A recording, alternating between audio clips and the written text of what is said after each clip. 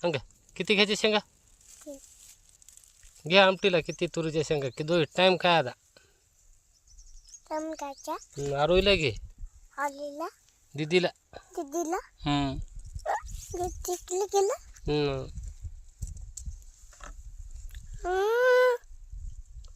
आमटी करायची का हो की चटणी चटणी चटणी तुला शाळेत नाही आला नको हा नको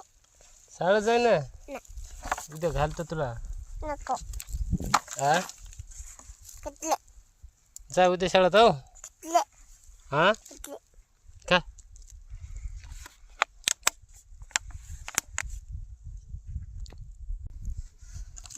ते बघ तिथं काय आहे डुक्कर आहे की तुला डुक्कर खातो का ना आहे ना नाही